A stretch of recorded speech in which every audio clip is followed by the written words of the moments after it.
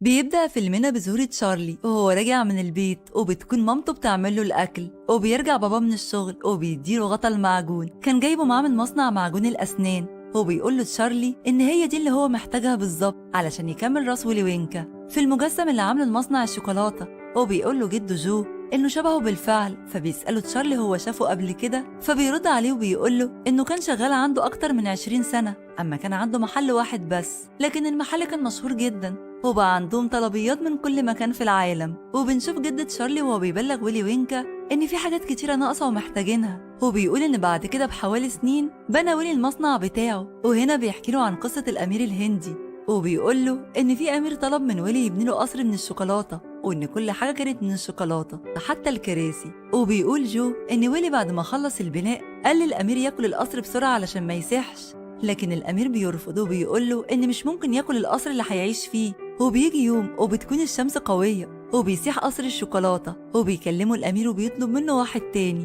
لكن ويلي بيكون مشغول بالجواسيس اللي بتسرق وصفات الحلويات بتاعته، لدرجة إنه قفل المصنع ومشى كل العمال اللي فيه. وفي يوم شافوا دخان طالع من المصنع وعرفوا إنه رجع يشتغل تاني، لكن للأسف ما طلبش حد من العمال. وهنا بيتمنى جو إنه يروح المصنع ويشوف شكله إيه، لكن جورج بيقول إن مستحيل حد يدخل مصنع الشوكولاتة تاني. وبيسلم تشارلي عليهم قبل ما ينام، وبتقول له جدته إن مفيش حاجة اسمها مستحيل. هو بالليل والكل البلد نايمة بنشوف أقزام راكبين موتوسيكلات وعليها علامة ويلي وينكا، وبيلفوا وبيلزقوا إعلانات في كل مكان. وتاني يوم بيشوف تشارلي الإعلان، وبيطلع إن في 5 بطاقات ذهبية هيكونوا جوه الشوكولاتة، واللي هيلاقيهم هيدخلوا المصنع يتفرجوا عليه مع ويلي وينكا نفسه، غير إن في بينهم واحد هيفوز بجايزة كبيرة. وبتبدأ كل الناس تشتري شوكولاتة علشان تكسب. هو بيقول لهم تشارلي إنه يتمنى يفوز، لكن مش هيقدر يشتري شوكولاتة علشان يجرب. وبيقولوا له باباه ومامته إن عيد ميلاده كمان أسبوع، وإنه يشتري واحدة كل عيد ميلاد، لكن جده جورج بيقول له إن اللي هيكسب لازم يكون واحد بيشتري شوكولاتة كتير. وفعلا أول واحد بيكسب بيكون أغسطس، ولد تخين وطول اليوم بياكل حلويات. وبنشوف البنت اللي كسبت البطاقة التانية، وبتطلع بنت غنية جدا وباباها مش بيرفض لها طلب، واشترى لها عدد كبير جدا من الشوكولاتة، وبيخلي العمال بتوعه يدوروا على البطاقة لغاية ما لقوها. وبنشوف بابا تشارلي ومامته جايبين له شوكولاتة عيد ميلاده بدري علشان يجرب، لكن للأسف مش بيلاقي البطاقة الذهبية، ومع ذلك بيوزع الشوكولاتة على عيلته كلها وبياكلها وهو مبسوط. وتالت بطاقة بتكسبها فيوليت، بنت رياضية وبتحب المنافسة. والبطاقة الرابعة بتكون من نصيب مايك، وده ولد ذكي بيحب التكنولوجيا بس عنيف جدا. وللأسف بيع الشوكولاتة الكتير خلى الناس تشتري المعجون أكتر، فصاحب مصنع المعجون اشترى آلة حديثة علشان تشتغل مكان بابا تشارلي، وللأسف طرده من الشغل. وبالليل بعد ما كل العائلة بتنام بينادي جو على تشارلي، وبيديله كل الفلوس اللي معاه علشان يشتري شوكولاتة ويجرب تاني. وبيرجع تشارلي وبيديها لجده يفتحها، لكن للأسف برضه مش بيلاقوا حاجة. وتاني يوم بنشوف تشارلي وهو بيتمنى يلاقي البطاقة الذهبية، وبيمشي في الشارع، لكن فجأة بيلاقي فلوس على الأرض وبياخدها وبيشتري بيها شوكولاتة. وبيفتح الشوكولاتة في المحل وبيلاقي البطاقة الأخيرة، وبيحاول الناس اللي في المحل يشتروها منه، لدرجة إن واحدة بتعرض عليه $500، لكن صاحب المحل بيقول لهم يبعدوا عنه، وبيقول لتشارلي يرجع على بيته بسرعة. وأول ما يبلغهم تشارلي في البيت إنه كسب بينزل جو يرقص من فرحته، وبيتفقوا مع بعض إن الجد جو هو اللي هيروح مع تشارلي، لكن تشارلي بيقول لهم إنه مش عايز يروح، وإن في ناس عرضت عليه فلوس كتير وهم محتاجين الفلوس دي، فممكن يبيعوا البطاقة الذهبية لأي حد. لكن جده بيناديه وبيقول له إن الفلوس في العالم كتير، لكن دي بطاقة واحدة من 5 بس في العالم كله، وإنه لازم يروح المصنع. وفعلا بيروح تشارلي مع جده، وبيكون كل الأولاد الكسبانين هناك مع أهلهم، وبيتفتح الباب وبيسمعوا صوت ويلي وينكا بيطلب منهم يدخلوا، وبيلاقي استعراض بيرحب بيهم. وفجأة بيلاقي واحد واقف بينهم وبيقول لهم إن الاستعراض حلو جدا، وبيسألوه هو مين، فبيقول لهم الجد جو إنه ويلي وينكا. وبيحاول ويلي يقرأ كلام مكتوب علشان يرحب بيهم، لكن بيبان عليه إنه مش اجتماعي خالص. وبيدخلوا المصنع وبيلاقوا باب صغير، فبيفتحوا ويلي، وهنا بيشوفوا المفاجأة. بيدخلوا وبيلاقوا شلالات ونهر من الشوكولاتة وحلويات من كل الأنواع، وحتى الأعشاب حلوة وبتتاكل. وبيقول لهم ويلي إنهم يقدروا يستمتعوا بالمكان، وبيروح مايك يكسر في الحلويات بكل عنف. وبنشوف تشارلي بياخد حاجة حلوة لكن بتاخدها منه فيوليت، وبتبدأ تظهر أخلاق كل واحد فيهم. فبنشوف مامة أغسطس وهي عمالة تحط الحلويات في شنطتها، وبيفضل أغسطس ياكل في كل حاجة موجودة. وبتلاحظ في يوروكا شخص صغير بيشتغل، وبعد ما بيركزوا بيطلعوا كتير جدا.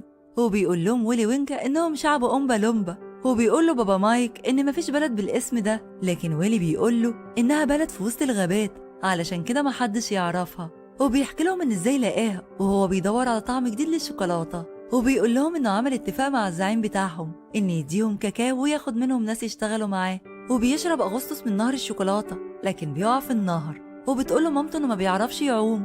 وبيبص ويلي وينكا للأنبوبة فبتروح رايحة على النهر وبتسحب الشوكولاتة، وبيطلع أغسطس من الشوكولاتة لكن بيتحشر في نهايتها، وبيقعد فترة على ما يتسحب منها. وبتسأل مامته هيروح فين، فبيقول لها على أوضة الشوكولاتة اللي بالفراولة. وبينادي على واحد من الأمبا لومبا وبيقول له يودي مامة أغسطس عنده.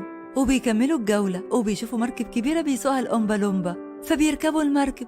وبيقول لهم ويلي وينكا إنهم قصيرين جدا، فبيقولوا له إن كل الأطفال قصيرين وأكيد هو كمان كان قصير وهو صغير. لكن ويلي بيقول لهم إنه عمره ما كان قصير لأنه كان بيلبس القبعة الكبيرة دي. وبيسأله ريتشارد عن طفولته، فبيفتكر ويلي أما كان صغير وبيحضر يوم الهالوين وبيروح مع أصحابه يخبط على واحدة من الجيران علشان ياخد الحلويات، وبيشيل ملاية الشبح اللي لابسها. فبنشوفه مركب تقويم أسنان وبيرجع البيت وباباه دكتور الأسنان، فبياخد كل الحاجات الحلوة ويقلبها في طبق، وبيقول إنهم مضرين بسنانه وإن الشوكولاتة ممكن تجيب له حساسية، وبيرميهم في النار. وبتلف بيهم المركب في كل مكان وبتمشي بسرعة جدا، وبيقفوا ويدخلوا غرفة الاختراعات. هو بيقول لهم ويلي وينكا ما يلمسوش أي حاجة لأنها كلها جديدة ولسه بيجربوها، وبيبدأ يشرح لهم كل اختراع فايدته إيه. وبيشوفوا مستيكة بكل الأطعمة وبيكون عاملها علشان الأطفال الفقراء اللي مش معاهم فلوس ياكلوا كل يوم. بياخد منها واحدة بس بيلاقي نفسه بياكل كل الأطعمة اللي محروم منها، فبتقوله فيونيت إنها عايزة تجربها، وبيحاول ويلي وينكا إنه يمنعها، وبيقول لها إنها لسه تحت الاختبار لكن هي بتاكلها. ومامتها بتقوله إن دي فرصة لبنتها علشان تكون أول واحدة جربت الاختراع ده في العالم.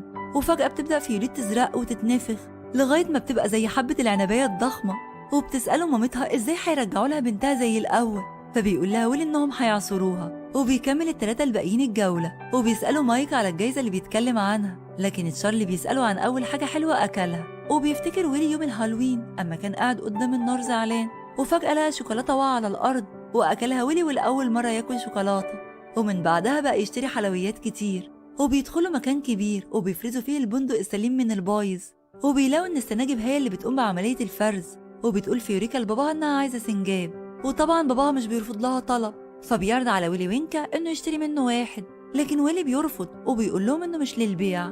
وهنا بتقرر فيوريكا إنها تنزل تاخد واحد بنفسها، لكن السناجب كلهم بيجروا عليها وبيوقعوها على الأرض وبيفتكروها بندقة بايظة، فبيرموها في الأنبوبة اللي بيرموا فيها البندق البايظ. وبيقول لهم ويلي إن الأنبوبة دي بتنزل على فرن ومش بتولع غير يوم التلات، فبيقول له مايك إن اليوم ده يوم التلات.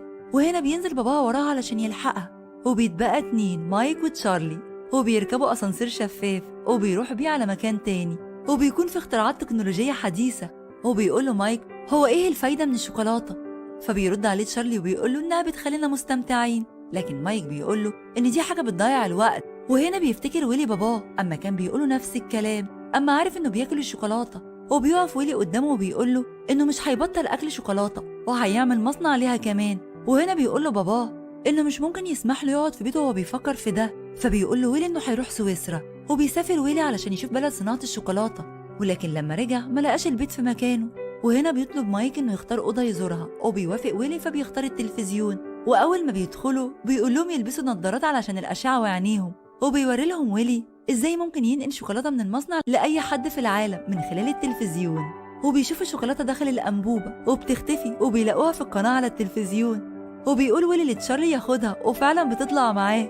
وهنا بيقول مايك إزاي يكون عنده اختراع زي ده وبيفكر بس في الشوكولاتة، وبيجري على الجهاز وبيحاول ويلي يمنعه، لكن مايك بيدوس على زرار التشغيل وبيدخل الأنبوبة وبيختفي مايك، ومش بيلاقوه في التلفزيون فبيدوروا عليه في كل القنوات، وفي الآخر بيلاقوه بس صغير جدا. وبيقول بابا لويلي إزاي هيرجع كبير تاني، فبيقول لويلي إنهم ممكن يمطوه، وفي النهاية مش بيلاقي ويلي غير تشارلي، فبيقول إن هو اللي فاز. وبيركبوا الأسانسير وبيشوفوا كل الأولاد اللي كانوا معاهم ماشيين من المصنع، وبينزل الأسانسير من سقف بيت تشارلي بيكسره، وبيتعرف ويلي على أهل تشارلي، وبيحكي لهم ويلي إنه من فترة لقى شعرة بيضة في شعره، وهنا بيفكر هيسيب المصنع ده لمين علشان كده عمل المسابقة. وبيطلب من تشارلي إنه يكون معاه في المصنع، وبيفرح تشارلي جدا، لكن للأسف بيقول له ويلي إنه لازم يكون لوحده من غير عيلته. وهنا بيرفض تشارلي وبيختار أهله مش المصنع والفلوس. وتاني يوم بتبدأ الأمور تتغير للأحسن، وبيصلح تشارلي السقف مع عيلته، وبتبوظ الآلة اللي في مصنع الأسنان، فبيرجعوا بابا تشارلي الشغل بتاعه تاني علشان هو اللي بيشغل الآلة. وبيحاول ويلي مرة تانية إنه يقنع تشارلي إنه يقبل يسيب أهله ويروح معاه، وبيفهمه إن العيلة دي بتأخر الإنسان، ده غير تحكماتهم في أولادهم. لكن تشارلي بيقوله إنهم بيحموه، يسأل حد تاني يكون بيثق فيه. فبيقوله ويلي زي مين؟ بابا مثلا مش ممكن. وبعدين بيغير رأيه وبيقول أو على الأقل مش هيروح له لوحده، وبيروح تشارلي معاه وبيوصله. وبيدخلوا بيت بابا ويلي دكتور الأسنان، وبيكشف على أسنانه، وبيلاقي تشارلي إن بابا ويلي كان بيجمع كل المعلومات عنه طول السنين اللي فاتت. وهنا بيعرفوا باباه، وبيرجع ويلي يحس بإحساس الحب اللي فقده من زمان. وهنا بيفكر ويلي في حل، وبيعرض على تشارلي عرض جديد، وبياخد بيت تشارلي بكل اللي فيه عنده في المصنع. وفي النهاية بيفوز تشارلي بمصنع الشوكولاتة، لكن ويلي بيفوز بحاجة أهم، وهي العيلة. وبكده يكون فيلمنا خلص. أشوفكم في فيلم جديد.